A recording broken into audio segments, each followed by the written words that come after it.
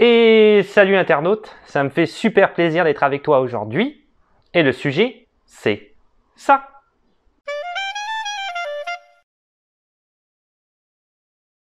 Alors aujourd'hui, une petite vidéo sur les élections en fait au Québec, parce qu'on est en période électorale à l'heure actuelle. Donc une vidéo, tu l'as déjà vue sûrement si tu me suis sur Instagram, j'en avais déjà parlé un petit peu. Je pense que j'avais fait 2 vidéos sur le sujet, dont une vidéo dont je me souviens très bien, où j'avais fait un petit peu le tour de mon quartier au niveau des pancartes. Donc là, on va rentrer peut-être un petit peu plus dans le détail. La vidéo va se diviser en 2 parties. D'abord, je vais te présenter un petit peu l'état de l'élection, comment ça fonctionne, et surtout les 5 partis qui sont en compétition en ce moment pour essayer de devenir le nouveau parti au pouvoir le 3 octobre 2022.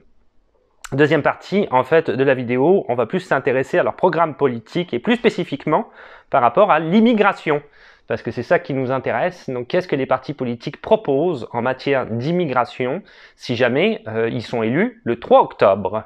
Donc, on va voir ça tout de suite. Alors, on va débuter en fait par une petite présentation sommaire des 5 partis qui se présentent pour l'élection du 3 octobre. On commence avec Québec solidaire. Donc Québec solidaire, ça c'est un parti, j'ai été voir pour chaque parti politique sur leur site internet. C'est là que j'ai pêché des infos. Donc c'est des infos qui viennent directement de eux, ok? Toutes les infos. Donc Québec solidaire, ça c'est un parti qui est de gauche. C'est ce qu'ils disent sur leur site internet avec Gabriel Nadeau-Dubois et Manon Massé. En fait, ce sont 2 co-chefs. Depuis le début, c'est comme ça parce qu'ils prônent l'équité à tous les niveaux. Également l'égalité des sexes, etc. Donc il y a 2 co-chefs. Le problème, c'est que au niveau des institutions constitutionnelles, ici au Québec, il ne peut y avoir qu'un Premier ministre. Donc les dernières élections, c'était Manon Massé qui s'était présenté.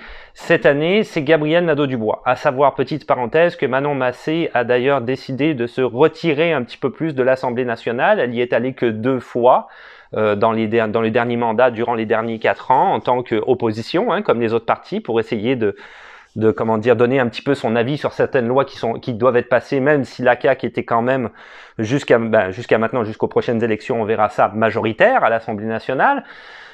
Gabriel Nadeau-Dubois étant celui qui était le plus présent à l'Assemblée nationale et celui qui d'ailleurs n'avait aucun problème à être dans la polémique contre Monsieur Legault et des fois lui envoyer des petites piques. Ce qui donne des vidéos d'ailleurs, peut-être si tu regardes sur internet, assez intéressantes, où les deux s'accrochent un peu, c'est quelque chose des fois, ça va, c'est au vitriol, ça va un peu loin, je te dirais. Manon Massé, elle, avait décidé de se retirer un petit peu, elle aimait un petit peu moins ça, si tu veux, de tout le temps être dans cet état de stress, d'être dans la polémique constamment. Elle a préféré être plus sur le terrain, être plus engagée, c'est quelque chose qu'elle a toujours fait depuis le début, même avant sa carrière politique. Donc c'est une personne qui est très engagée dans les valeurs de l'équité et dans plein d'autres valeurs, je ne rentrerai pas dans le détail. Donc elle est plus sur le terrain, on va dire, et Gabriel était plus à l'Assemblée, ils se sont partagés un petit peu comme ça, je te dirais, les pouvoirs à l'heure actuelle. Ils sont tous les deux, à l'heure actuelle, en campagne, un petit peu partout pour la politique. Alors, puisque la campagne politique, je veux dire, par rapport, évidemment, aux élections du 3 octobre. Leur logo, il faut toujours qu'il y ait un logo, tu l'as vu si tu suis mes vidéos Instagram, c'est changer d'air. R, E, accent grave, R-E, ok? Donc une nouvelle ère, on rentrerait dans une nouvelle ère avec Québec solidaire. Autre parti, la CAQ, Coalition Avenir Québec. Donc la CAQ se veut sur son site internet centre droit. Ça te donne un petit peu une idée, bien que selon ma conjointe, ils sont peut-être plus à droite que centre, mais eux se disent centre droit. François Legault, on fait plus vraiment la présentation, c'est le parti qui est au pouvoir. On sait exactement un petit peu si tu suis mes réseaux sociaux, si tu suis un petit peu les médias ou d'autres réseaux sociaux au Québec, tu sais un petit peu qui est François Legault et c'est quoi ses politiques. Leur logo, faire plus, faire mieux. Bon. J'ai pas d'avis politique, le seul avis politique que j'ai, je te dirais, par rapport à cette campagne, c'est que je suis contre la CAQ. Ça, c'est mon seul avis. Donc, faire plus, faire mieux, ouais, déjà, ce que t'as fait, j'ai pas trouvé ça exceptionnel. Faire mieux, non, ça va dans le mauvais sens, selon moi. C'est mon petit point de vue. Ensuite, on a le PQ, Parti québécois. Donc ça, je l'avais dit sur mes vidéos Instagram, si tu suis, c'est un parti quand même assez vieux. C'est un parti qui date de René Lévesque, c'était lui le fondateur, donc c'est un parti qui est plus souverainiste, / indépendantiste, souverainiste plus particulièrement, qui voudrait l'indépendance du Québec, qui voudrait un Québec plus souverain. Le Québec qui s'assume pour vrai, ça c'est le slogan. C'est un slogan que j'aime. Ça veut dire qu'il s'assume pour vrai, pour vrai. Ok, bon. Bon, tu penses ce que tu veux par rapport à ça. Et le chef du parti, c'est Paul Saint-Pierre Plamondon. Autre parti aussi, un très vieux parti libéral du Québec, un parti qui se veut de centre. Le PQ, si j'avais peut-être pas dit, mais le PQ c'est centre-gauche, ok. Donc peut-être que j'avais oublié d'en parler, mais centre-gauche, je me souviens plus. Parti libéral du Québec, c'est un parti qui se veut du centre, donc il y a aussi un parti libéral au fédéral. Hein. Si je ne le sais pas, Justin Trudeau fait partie du Parti libéral et il est au pouvoir maintenant depuis 2 mandats, c'est son 2e mandat. Donc c'est des partis qui évidemment, Parti libéral du Québec, Parti libéral au fédéral, qui se rejoignent beaucoup hein, sur les valeurs, sur les idées politiques qu'il y a en arrière. Hein. C'est toujours un petit peu les mêmes idées. C'est Dominique Anglade qui est la chef de ce parti-là pour le Québec et qui se présente, c'est pas la chef du parti, mais c'est elle qui se présente en tout cas pour les élections ici au Québec. Ah, j'avais oublié de dire peut-être pour le Parti libéral, c'est Votez vrai. Je l'ai dit, je sais plus. Je sais plus, je suis complètement confus. Votez vrai, le slogan. Et le dernier parti, Parti conservateur du Québec, qui lui est un parti de droite, avec monsieur Éric Duhaime, qui est chef de ce parti-là. Son slogan, libre chez nous, donc parti de droite, mais que je considère, et tu vas le voir après, on va en parler un peu plus quand on va rentrer dans le volet immigration, pour ma part, peut-être plus extrême droite, par rapport à ce que eux ils disent sur leur site internet du Parti conservateur. Donc c'est les 5 partis qui sont en lice à l'heure actuelle pour les élections, qui auront lieu du coup le 3 octobre et qui sont en campagne, peut-être tu le sais si tu as suivi mes réseaux sociaux, encore une fois, je l'avais dit, pendant 30 jours. Hein, c'est 30 jours, 30 à 33 jours avant l'élection, ils ont le droit à ce moment-là de faire campagne. Et ben, on les voit partout, à la télé, ils font le tour du Québec dans leur bus, comme tu vois dans les films américains, en couleur de leur parti politique. Et ils vont rencontrer les gens un petit peu partout. Donc on y va pour un petit portrait, avant de commencer évidemment sur les politiques au niveau de l'immigration pour chacun des partis, un petit portrait actuel de qu'est-ce qui se passe au niveau politique et qui probablement, peut-être, je l'espère, va changer le 3 octobre. La CAQ, à l'heure actuelle, a en fait 76 sièges et forme ce qu'on appelle un gouvernement majoritaire. Donc ça veut dire que la plupart des lois qui veulent passer, en gros, ils n'ont pas besoin de demander l'avis de qui que ce soit pour les passer. Cela étant, ils ont aussi utilisé, et tu l'as sûrement vu si tu suis mes réseaux sociaux et d'autres réseaux sociaux par rapport au Québec, ils ont utilisé la pandémie, Covid-19, avec les pleins pouvoirs, hein, ils avaient l'état d'urgence pour faire passer un tas de lois, de choses, parce que ça leur donnait plus de pouvoir, et ils ont gardé ça peut-être un petit peu trop longtemps au goût de pas mal de monde, je te dirais. C'est-à-dire que la pandémie était un petit peu, comment dire, s'estomper pas mal, et ils avaient encore les pleins pouvoirs, et ça, les gens, ça les a un peu fait chier. Ça me fait toujours penser, en fait, c'est con, mais ça me fait penser à Star Wars 3, Revenge of the Sith. C'est un peu la même chose avec l'empereur, tu sais, qui au départ est un chancelier qui devient empereur. On était un peu dans cette vibe-là. je compare là le go, en fait, quand même, à l'empereur, c'est pas terrible pour lui. Donc, bref, parenthèse fermée. Mais ça a toujours fait rire, mais j'ai toujours pensé ça. Donc, il avait été élu le 1er octobre 2018. Donc, je te rappelle, les élections ont lieu tous les 4 ans, toujours le premier lundi du mois d'octobre. Donc, c'était tombé un 1er octobre en 2018, un 3 octobre en 2022, cette année. Avec 37% des voix. Et oui, uniquement 37% des voix de tout le Québec, et néanmoins, il a un gouvernement majoritaire. Pourquoi? Parce que c'est un scrutin ici uninominal majoritaire à un tour. Ça veut dire qu'en fait, c'est un scrutin qui est très simple. On va voter pour des députés par circonscription. Ok, donc tout le Québec va être partagé en circonscriptions. Montréal même est partagé en plusieurs circonscriptions parce que c'est une très grande ville. Donc à l'échelle du Québec, ça représente énormément de députés et on va en fait voter pour un député. Ce qui va pas donner le nombre de voix général, si tu veux. Donc, l'objectif, en fait, de ces gens-là pour être élus Premier ministre, comme ça a été le cas de François Legault, c'est d'avoir un maximum de petites circonscriptions. Parce que les grandes ne rapportent pas grand-chose, étant donné que ce que tu veux, c'est le plus grand nombre de députés.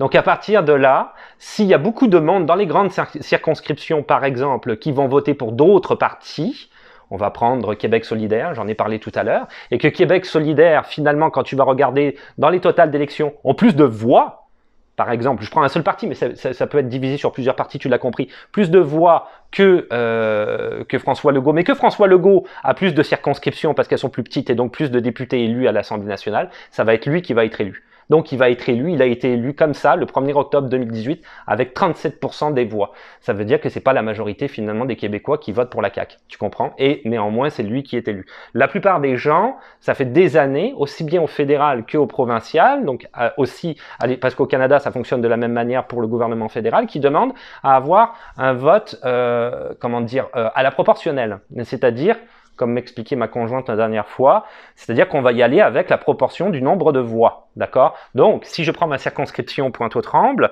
on va y aller, par exemple, c'est la CAQ qui est élue à Pointe-aux-Trembles, on s'entend que tous les autres votes, si moi je vote pour Québec solidaire ou si je vote pour le Parti libéral, mon vote va être perdu. Perdu au complet, puisque de toute façon, c'est lui qui est élu, c'est le gars de la CAQ. Alors qu'à la proportionnelle, on va regarder le nombre, en fait, de pourcentage globalement qu'il va avoir au travers de toute l'élection. Et là, on va mettre le nombre de députés en conséquence au niveau du pourcentage que ça va donner à l'Assemblée. D'accord? Donc ça serait différent, si tu veux. On va fonctionner au pourcentage, ça serait pas la même manière. On fonctionnerait plus en circonscription, on fonctionnerait de manière différente. Mais ça serait peut-être plus juste, par exemple, puisqu'on fonctionnerait en termes de pourcentage. Donc ça serait probablement beaucoup plus juste que ce qu'on a à l'heure actuelle.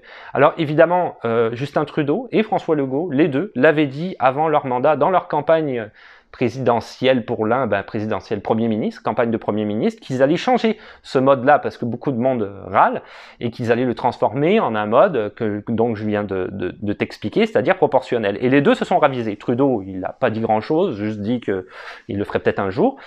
Mais par contre, tu peux retrouver la vidéo sur Internet, c'est assez intéressant. Monsieur Legault a dit oui, d'accord, j'avais dit que je le ferais. Et je cite, il a dit, mais de toute façon, ça n'intéresse personne. Donc voilà, problème réglé, c'est terminé, ça n'intéresse personne. Donc, on est un petit peu, si tu veux, à ce niveau-là, au niveau de la manière de voter. Et tu as toujours ce sentiment pour beaucoup de personnes, comme moi par exemple ou comme d'autres personnes, que ton vote, t'as plus vraiment envie d'aller voter parce que tu as le sentiment que ton vote va être perdu, étant donné que tu vas être par exemple dans une circonscription où tu le sais, que quoi qu'il arrive, tout le temps, c'est, je dis au hasard, hein, c'est le PQ qui passe dans ta circonscription. Pourquoi t'irais voter si par exemple toi tu as la fibre Québec solidaire ou tu as la fibre Parti libéral, pourquoi t'irais voter pour le Québec solidaire? Rendu là, tu t'en fous. C'est toujours le PQ de toute façon qui est élu. Donc ton vote est un peu, si tu veux, c'est amer un peu pour les gens au niveau de la manière de voter. Les gens apprécient pas trop et avec compréhension, je te dirais. Donc on va rebondir maintenant sur l'immigration. Qu'est-ce que chaque parti politique pense et veut appliquer en politique d'immigration? C'est ce qui nous intéresse. Donc, on y va. J'ai été regarder sur chacun des sites internet. Ça a été un petit peu long, mais en même temps, j'ai regardé les programmes, ce que j'aurais probablement pas fait. Globalement, j'ai lu en diagonale. Donc, chaque programme, en fait, de chaque parti politique, ça m'a un petit peu éclairé. Tu peux les trouver directement, en fait, leur site internet. Tu trouves très facilement, hein, et tu vas voir le programme de chacun. Donc, la CAQ, on va commencer avec la CAQ en matière d'immigration. Il n'y a pas vraiment de surprise, hein. Donc, eux, ce qu'ils veulent, c'est 50 000 immigrants maximum par année. La politique en immigration qu'ils ont établie ne changera absolument pas, donc ça veut dire on va continuer en fait avec la précarité au niveau du permis de travail temporaire, donc permis de travail fermé, précarité des travailleurs notamment, hein, tu le sais, c'est la situation à l'heure actuelle. Un employé donné, dans une région donnée, pas le choix, l'employeur a le gros bout du bâton parce que tu n'as pas réellement droit aux lois du travail. Donc, t'as aucun avantage sociaux, donc ce qu'on appelle en anglais du cheap labor, donc c'est-à-dire que tu es un travailleur en fait qui coûte rien à l'État et qui au contraire engrange beaucoup d'argent pour le gouvernement et les employeurs. Donc voilà, on est un peu dans cette mouvance-là de la CAQ qui va continuer sur la même longueur, rien de surprenant. Parti libéral du Québec, donc eux voudraient avoir 70 000 immigrants par année, ce qui représente, je te dirais, quelque chose de potentiellement quasiment impossible parce que selon les experts, moi je m'intéresse beaucoup à l'immigration, hein, depuis le temps que je fais quand même la chaîne YouTube, ça fait longtemps que tu me suis. Depuis les experts, le plafond, je pense que c'est entre 55 000 et 60 000 au niveau des capacités de traitement et d'absorption, je te dirais, pour que les gens puissent s'installer convenablement, puis que ça puisse aller à un rythme à peu près normal pour les gens qui immigrent ici au Québec. Au-delà de ça, on va être un petit peu dans la problématique au niveau du traitement des dossiers et au niveau de l'installation des gens, ce qui serait contre-productif, hein, finalement pour les personnes, parce que ça va favoriser quelque part un petit peu la précarité, surtout au niveau de l'installation. Donc, 70 000, c'est peut-être un peu haut, hein, au niveau des chiffres, c'est mon point de vue. Mais c'est ça qu'ils proposent, 70 000 immigrants par année. Leur idée au niveau du Parti libéral, remettre le PEQ comme avant, ce qui est quand même pas mal, et accélérer le traitement des dossiers étudiants, ce qui est aussi une bonne nouvelle. Donc il voudrait réellement que le PEQ redevienne ce qu'il était avant, en fait, ce pourquoi il a été créé, c'est-à-dire la voie express, en vue d'obtenir la résidence permanente quand tu as déjà une expérience sur le sol québécois. Donc si par exemple tu es en PTPD, un permis de travail post-diplôme en tant qu'étudiant, ou un permis de travail fermé, eh ben, ça va aller beaucoup plus vite, tu n'auras pas à attendre 3 ans ou 6 ans, c'est juste 6 mois. Donc ce serait quand même une très bonne nouvelle. QS, donc QS Québec solidaire. Leur échelle, eux, c'est déjà peut-être un peu plus sage, entre 60 000 et 80 000 immigrants. Donc tu vois, 80 000, c'est peut-être un peu élevé, mais attention, ils ont dit sur leur partie, sur leur site internet, en se référant des experts en la matière au niveau de la capacité des traitements. C'est-à-dire qu'avant, ils savent déjà qu'ils vont mettre 60 000, donc ça c'est le minimum, probablement c'est ça qu'ils mettront, et ils vont se référer en fait à des experts en la matière au niveau du traitement des dossiers, au niveau de l'immigration, pour savoir c'est quoi notre capacité d'accueil, comment on fait pour les installer au mieux, et ils vont suivre les experts en la matière, ce qui est très sage de leur part, parce que finalement, avant de prendre des décisions politiques, c'est bien aussi quelque part d'aller chercher l'avis d'experts dans certains domaines, en économie, en immigration ou en éducation par exemple. Ils veulent réduire Gabriel Nadeau-Dubois, c'est ça qu'il a dit, il veut réduire le travail temporaire considérablement. Il parle notamment des permis de travail fermés, parce qu'il dit que la précarité des employés est trop importante, que les employés vivent de très mauvaises expériences, c'est ce que lui il a dit, et qu'il voudrait, et qu'il trouve ça il trouve ça injuste, tout simplement, et qu'il faut absolument que ça cesse, parce que c'est pas la manière que le Québec devrait, comment dire, paraître au niveau du monde, et plus comme une société diversifiée et équitable selon lui. Donc il veut complètement casser cette idée-là. Il veut favoriser l'acquisition plus rapide de la résidence permanente, et il n'a pas donné non plus exactement en détail comme a pu le faire par exemple le Parti libéral, ça va être quoi son plan en arrière. Mais on peut imaginer que probablement ça va être quelque chose comme le Parti libéral, c'est-à-dire revenir au PEQ d'avant, et alors les permis de travail fermés, ils veulent légiférer ça d'une autre manière qui va donner plus de pouvoir aux travailleurs. Donc ce qui serait quand même aussi, je pense, une bonne idée pour l'immigration, hein, c'est ce qui nous intéresse. Le Parti québécois, le PQ, donc lui c'est le chiffre le plus bas, il veut revenir à 35 000 immigrants par année, c'est-à-dire des chiffres qu'il y avait dans les années 90. Bon, on sait que l'économie a évolué hein, depuis les années 90, on a peut-être besoin d'un petit peu plus de monde que ça. Leur raison, pourquoi on leur a demandé, et c'est écrit sur leur site internet, pourquoi est-ce qu'ils voudraient 35 000 immigrants par année? Alors le trop grand nombre d'immigrants dans la province, sur le territoire québécois, favoriserait le déclin du français. J'ai rien à dire de plus, tu penses ce que tu veux. 100% des immigrants économiques, toujours selon le PQ, devraient avoir une connaissance absolue, c'est bien le terme qui est écrit, du français, auquel cas, ils seraient refusés au niveau de l'immigration. Donc le test de français continuerait à être là, mais il faudrait que tu aies 100%. Si tu n'as pas 100%, tu es refusé, point barre. À la ligne. Il n'y a pas d'autre possibilité pour toi. Parallèlement à ça, évidemment, ça va toujours dans la même idée, ils vont annuler au complet la francisation. Donc la francisation, si tu le sais pas, c'est vraiment des cours de français qui sont donnés par le gouvernement du Québec pour ceux qui ont le plus de mal en fait en français, ok, qui viennent de pays qui sont pas des pays francophones par exemple et qui veulent absolument s'intégrer hein, à la société québécoise, pour te donner au moins une base, c'est-à-dire la base de pouvoir aller faire tes courses tout seul, d'aller pouvoir parler à l'enseignante de tes enfants et te faire comprendre, donc pouvoir aller à l'hôpital et te faire comprendre. Donc la base, on te demande pas non plus de réciter la pièce de Molière, c'est juste pour que tu puisses t'en sortir dans la société québécoise, ok? Donc lui, il veut carrément éradiquer la francisation, il veut qu'il n'y ait plus de francisation. Donc comme ça, au moins, c'est radical, hein, c'est vraiment le terme. Il propose aussi, toujours dans sa même politique d'immigration, 50% des immigrants auront une voie rapide vers la résidence permanente s'ils s'engagent à s'installer de manière permanente en région. Donc ça veut dire qu'il va créer une sorte de dossier, c'est ce qu'il écrit sur son site internet, d'immigration que tu vas remplir et donc que tu vas légalement, je ne sais pas comment est-ce qu'ils vont envisager ça, il va y avoir des lois à passer, j'imagine, tu vas être, donc tout ça c'est du conditionnel, hein, évidemment, tu serais pris dans la région à vivre là, à vitam aeternam, là tu pourras plus bouger. Donc, on est un peu aussi dans un univers fantasmagorique. Je pense pas que ce soit réalisable comme idée, mais bon, en tout cas, c'est son idée. Il a dû, j'imagine, voir certains experts et il doit avoir une idée en arrière de comment appliquer ce genre de choses-là. On verra si jamais il est élu. Ça serait pas une bonne nouvelle, je pense, pour l'immigration, honnêtement. Et on termine en beauté avec le Parti conservateur du Québec. Donc, je vais citer exactement mot pour mot ce qui est écrit sur le site du Parti conservateur du Québec. Sélectionner les immigrants permanents en fonction de leur compatibilité civilisationnelle, ok, entre parenthèses, valeurs occidentales et capacité d'intégration à la culture québécoise. Ça, ce qu'ils veulent dire par là, alors ils proposent 50 000 immigrants par année aussi, hein, d'accord? Alors ce qu'ils proposent par là, en fait, avec la belle phrase que je viens de te citer, c'est que va être une immigration uniquement occidentale. Voilà, point. Au moins c'est clair, ça a le mérite d'être très clair. Donc comme je te disais en début de vidéo, ils se disent de droite, mais libre chez nous, le slogan, et ça comme phrase, moi ça fait plus extrême droite à mon sens, mais peut-être je me trompe, hein, mais dans les valeurs politiques, que je connais, pour moi c'est un discours un peu d'extrême droite. Mais bon. Donc voilà, ça te donne une idée, si tu veux, de la mouvance des partis politiques, un petit peu de leur idée par rapport à l'immigration, leur politique en termes d'immigration, qu'ils voudraient appliquer si jamais ils sont élus, le 3 octobre. Et voilà, c'est tout pour moi aujourd'hui. Donc c'était cette vidéo par rapport aux prochaines élections qui vont avoir lieu d'ici quelques semaines. Hein. Je tourne cette vidéo, on est le 11 septembre, donc on est mi-septembre, donc réellement il reste plus que presque 2 semaines, et ça va être les élections.